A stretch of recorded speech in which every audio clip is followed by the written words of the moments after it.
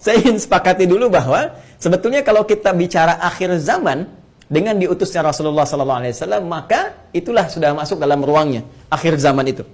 Ya, cuma kita belum katakan berakhirnya zaman, kita baru katakan akhir zaman. Ya, artinya apa? Kita berada di penghujung kehidupan dunia,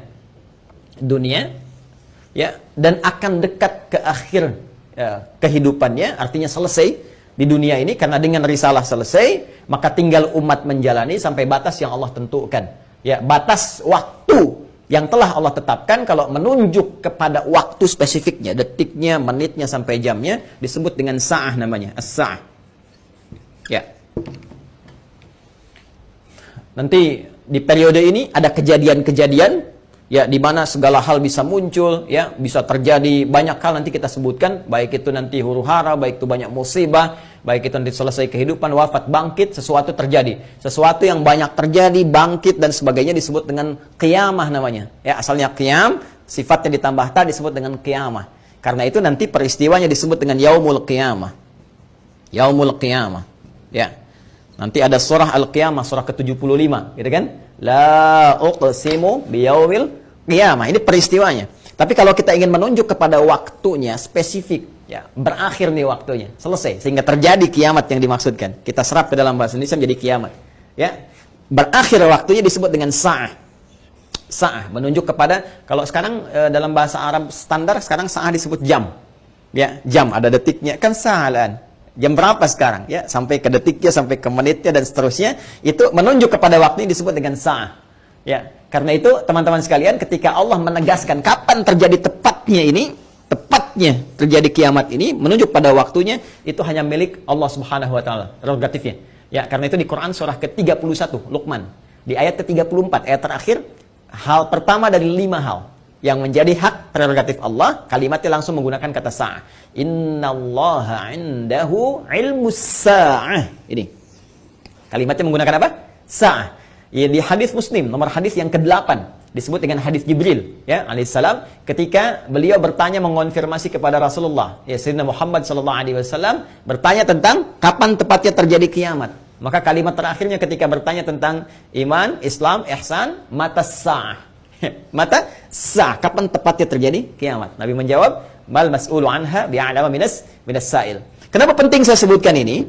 Nah, ada langsung firman Allah dalam Al-Quran, pembukaan satu surah, di surah ke-54, Al-Qamar. Ya, Al-Qamar. Dalam pandangan Allah, Allah menyebutkan bahwa ketika Rasulullah diutus sebagai Rasul di akhir zaman, artinya zaman ini terakhir dalam kehidupan, nggak ada nanti umat yang baru lagi, nggak ada Rasul diutus lagi dan sebagainya. Itu sudah Allah mendeklarasikan satu pembuka kalimat dalam firman yang sangat singkat tapi tajam sekali. Iqtarabatis sa'ah. Iqtarabatis sa'atu wansyaqqal qamar. Quran surah ke-54 ayat yang pertama. Jadi Allah sudah menyampaikan sejak Nabi SAW diutus kurang lebih 15 abad yang lalu, kan? Allah menyampaikan iqtarabatis sa'ah. Ya, masa itu sudah dekat. Ya, jadi sejak diutusnya Nabi, Allah sudah mendeklarasikan, sudah menyampaikan, ya, menginformasikan pada seluruh hambanya bahwa ini kejadian ini sudah dekat. Ya, dengan diutusnya Rasulullah, bahwa zamannya akan berakhir. Cuma dekatnya dalam konteks firman Allah dengan pandangan kita tentu sangat berbeda. Ya, karena dimensinya tidak serupa, sifat-sifatnya jauh berbeda, kan? Maka demikian pula memahami firman Allah tidak menggunakan pendekatan akal manusia. Jangan kita katakan dekat dengan ukuran kita, tidak. Lihat ukuran Allah. Ya, di mana ukuran Allah? Lihat surah Al-Ma'arij misalnya, ayat yang ke-6. Innahum yarawnahu ba'ida wa narahu qariba. Ya, mereka melihatnya masih panjang, kami melihatnya dekat. Kenapa? Karena ukuran waktu di sisi Allah, ya, itu sudah nggak pakai ukuran standar manusia lagi. Beda dimensinya. Ya, kita keluar dari wilayah kita saja di Indonesia dengan Malaysia sudah beda 1 jam. Ya, kita bisa ke Amerika, ke Kanada, itu sudah beda terbalik. Bisa di sini siang, sana malam. Ya, baik. Jadi apalagi kita ukur dengan konteks kehidupan akhirat. Ya, ya, ketika Allah berfirman dengan kita di sini, ya, antara kehidupan di luar bumi, di langit saja misalnya, itu yang sudah tidak ada gravitasi lagi, sudah gravitasi 0, itu perbedaan waktunya sudah berbeda jauh. Makanya ketika Al-Quran menginformasikan fi yaumin kana miqdaruhu alf sanatin mimma ta'udun, ya ada 1 tahun bisa beda 1000 tahun. Dalam konteks orang dihukum di neraka bisa setahunnya, seharinya serasa 50.000 tahun, sehari bisa 1000 tahun. Artinya kalau Allah katakan misalnya 7 hari, berarti masih 7.000 tahun ya. Ya, 2 hari berarti masih 2.000 tahun dalam konteks terkecilnya, dalam pandangan kita. Tapi kita tidak tahu kapan itu terjadi. Secara singkat, Allah sudah mengatakan bahwa sejak Rasulullah SAW diutus, ini keadaan sudah akhir zaman. Ya kan? 1. Dan sudah mendekat kepada kiamat. Cuma dekatnya itu kapan waktunya, kita tidak tahu. Dalam pandangan Allah dekat, dalam pandangan kita ngitung dari masa Nabi ke sini masih 15 abad, belum kiamat juga. Ya kan? Sekarang belum kiamat juga, makanya jangan tanya tentang waktunya. Ya, yang ditanya persiapan kita apa? Ya, kalau Anda bertanya tentang waktu pada sesuatu yang sudah diatur, kaidah mengatakan sesuatu yang sudah diatur, jangan banyak ditanya lagi. Nanti menjadi semakin tidak teratur keadaan Andanya. Ya, matahari terbit dari timur, tenggelam di darat. Masih Anda tanya, kenapa terbit dari timur? Itu kurang kerjaan. Ya, kurang kerjaan. Ya, kenapa malam gelapnya? Itu kurang kerjaan. Jelas ya? Kenapa? Karena sudah kita mengerti, itu ma'lumun bid-darurah, sudah dipahami. Sudah dimengerti, naluri kita sudah bisa membaca, akal kita sudah mengetahuinya, ditanamkan dalam diri kita. Karena itu, sesuatu yang sudah Allah atur, jangan ikut-ikut mengatur lagi. Ya, Nabi pernah ditanya tentang kiamat, Nabi tanya, bagaimana persiapan kamu kalau terjadi besok? Jangan tanya waktunya. Karena Allah rahasiakan semua itu, supaya memberikan getaran pada jiwa kita, dan katalis pada diri kita, untuk meresponnya dengan semangat beramal dan menyiapkannya. Itu poinnya. Baik, jadi kalau kita sudah pahami ini semua, bahwa kita hadir saat ini, aktivitas kita ada di penghujung zaman, artinya memang kita sudah berada di akhir zaman, tapi kita tidak tahu kapan zaman berakhir, tapi kita bisa melihat tanda-tanda yang disampaikan Rasulullah SAW di setiap perubahan-perubahan yang terjadi di akhir zaman itu. Perubahan-perubahan inilah yang menjadikan kita mesti menghadapi tantangan-tantangan yang dimaksudkan, karena setiap era perubahan tadi itu ada tantangannya tersendiri, tahadiyatnya sesuai dengan karakteristik umatnya. Nah, pertanyaannya, apa yang diinformasikan oleh Rasulullah di zaman beliau berupa tantangan-tantangan sampai perubahan-perubahan setelah masa-masa beliau kemudian wafat, bagaimana prediksi-prediksi yang disampaikan oleh para sahabat, ini yang coba kita uraikan. Dan di antara uraian itu ada yang teman-teman sebut dengan petaka-petaka, ada yang kita istilahkan dengan musibah-musibah. Seperti apa musibah yang digambarkan itu di setiap waktu-waktu yang berganti sepeninggal Nabi SAW, itu yang coba kita turunkan. Lalu kita akan mengaji bagaimana Nabi memberikan petunjuk kepada kita dengan izin Allah Subhanahu wa taala, saking sayangnya kepada kita, supaya setiap umat yang mengalami masa-masa itu lulus menghadapi ujiannya. Itulah rahman Allah Subhanahu wa taala. Itulah diantara sifat Rasulullah yang disebut dengan rahmatan lil alamin, saking cintanya kepada seluruh pengikut beliau, umat beliau, maka beliau memohon kepada Allah diberikan petunjuk oleh Allah, begini, setiap era ini nanti akan ada begini, nanti kamu akan hadapi begini, begini cara menghadapinya, begini cara menjaganya. Kalau kita lakukan itu dengan baik, maka Allah akan menyelamatkan kita dari keadaan-keadaan yang dimaksudkan dan lulus kita ujian sampai kita menghadap kepada Allah Subhanahu wa taala. Kehidupan ini sebentar. Ya, sebentar. Jadi kalau kita terlampau banyak mainnya, sayang. Ya, pada akhirnya kan selesai. Karena itu patut kita menata diri dengan baik supaya maksimal kita bisa hadapi. Nah, mari kita turunkan. Kalau sudah paham ini, mohon maaf ya, saya izin hapus dulu. Bismillah. Saya berikan kesimpulan dulu sejenak. Jadi jangan lantas nanti diartikan akhir zaman, kiamat gitu kan. Padahal kita juga sedang di akhir zaman sekarang. Dan Rasulullah diutus Rasul akhir zaman. Sekarang kita ustadznya ustadz akhir zaman gitu kan. Dan kalau ada presiden akhir zaman, menteri akhir zaman, dia lurah akhir zaman, termasuk juga sekolah-sekolah akhir zaman dan sebagainya. Tapi zaman itu sampai berakhir seperti apa tahapan-tahapannya, bagaimana ujiannya, itu yang kita lihat ya.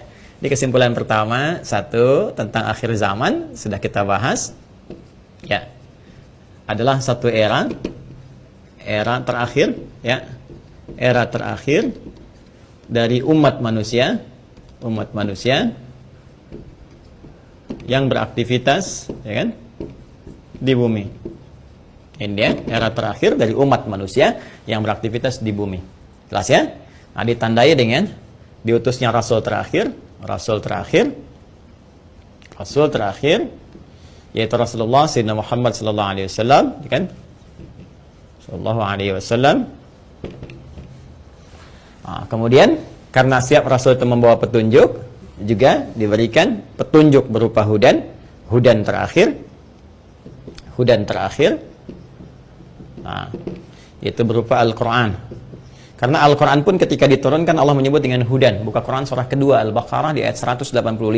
Syahrul Ramadan alladzi unzila fihi al-Quran hudan linnas. Ya, hudan linnas wa bayyinatin minal huda wal furqan. Baik, sekarang dari sejak diutusnya Rasulullah sudah masuk akhir zaman, bagaimana perjalanan? Nah, kalau kita turunkan dari sini di masa Rasulullah SAW, Rasul ya SAW sampai dengan kita sekarang, ya. Sampai kita sekarang di masa kini kurang lebih ada sekitar 15 abad. Nah, sekarang kita akan bicara tentang bagaimana Rasulullah SAW menyampaikan tentang berita-berita nubuat itu tentang berita besar yang terjadi dibawa oleh utusan. Ya, orang menyampaikan nubuat disebut dengan nabi, pembawa berita besar. Beritanya disebut dengan naba, karena itu ada surah An-Naba. Ya, amma yatasaalun 'anin naba'il 'azim, ya. Nah, ini nanti ada nubuat-nubuat beliau yang disampaikan kepada para sahabatnya, terlacak sampai dengan ke kita tentang peristiwa-peristiwa yang terjadi di masa-masa sampai mendekat kepada waktunya berakhir, as-sa'ah, ya, as-sa'ah. Ya. Ini karena akhir di sini, akhir selesai gitu, nggak bisa ditulis lagi, dan karena kita di sini ya dekat ya, tapi kan nggak tahu masanya kapan. Jadi kurang lebih ginilah, ya, supaya agak ngeles sedikit bahwa papan tulisnya udah nggak cukup. Jadi gini ya, teman-teman sekalian, ya, turunkan ke sini.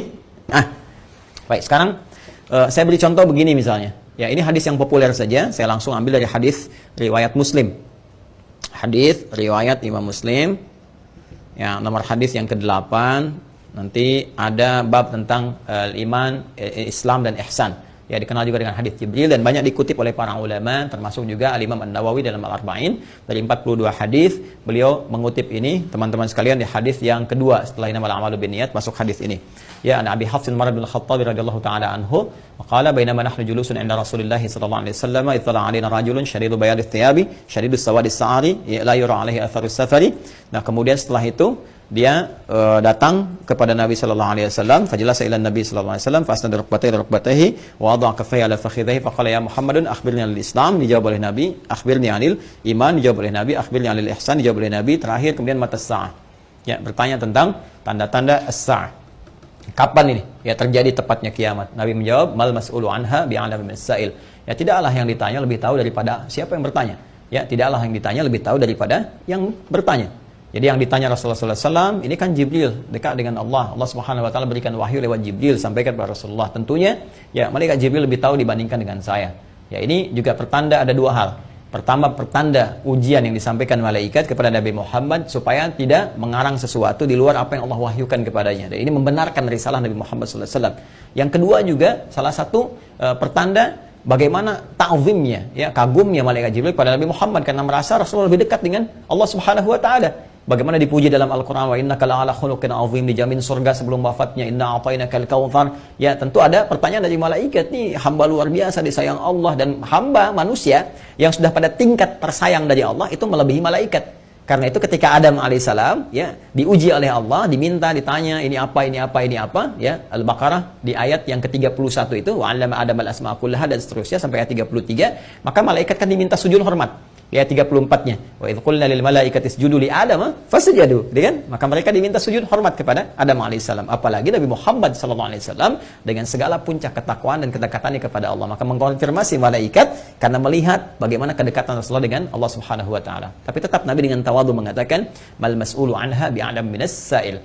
Ya, kemudian bertanya an amaratiha, maka akhbirni, ya, an amaratiha, maka sampaikan kepadaku. Ya, informasikan maksudnya kepada malaikat Jibril ini supaya didengar oleh sahabat-sahabat yang lain dan disampaikan kemudian kepada generasi setelahnya sampai dengan ke kita.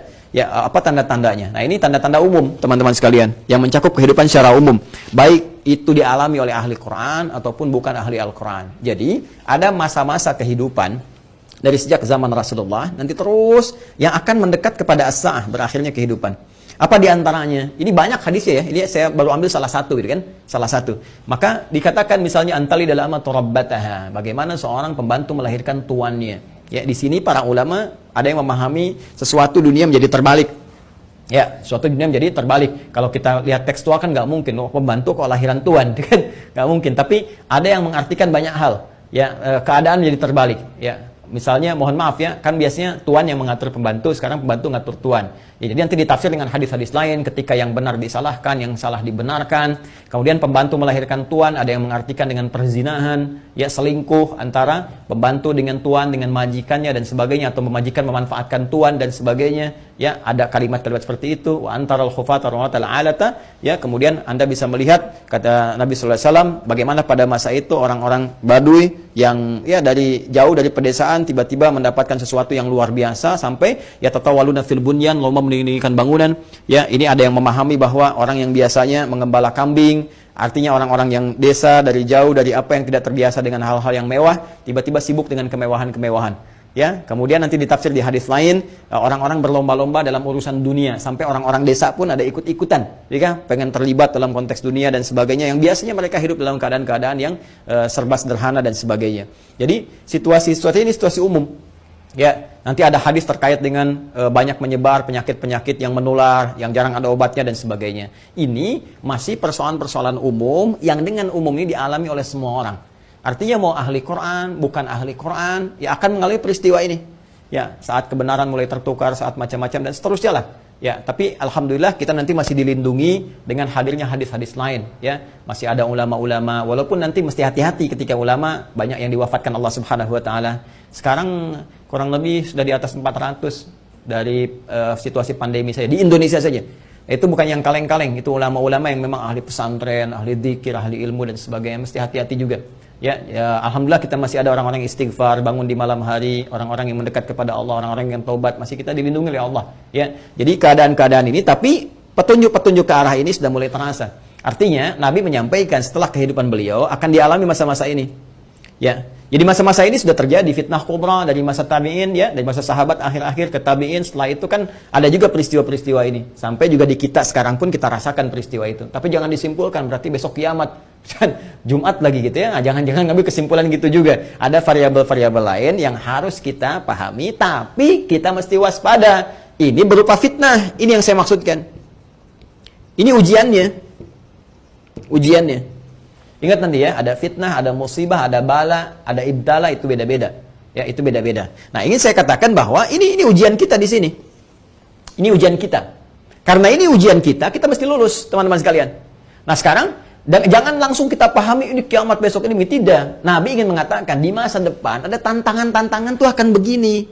Dan ini kalau tantangan-tantangan ini nggak bisa dihadapi, sudah ini akan menjadi variabel yang mempercepat terjadinya kiamat. Artinya cepat menuju ke arah ini.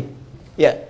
Kalau orang udah nggak bisa dikendalikan, nggak ada orang jujur semua, orang semua berperilaku maksiat, orang semua berperilaku fahsya, mungkar dan sebagainya, ini mempercepat. Tapi kalau kita bisa lulus ujian-ujian ini, minimal rahmat Allah kita dapatkan.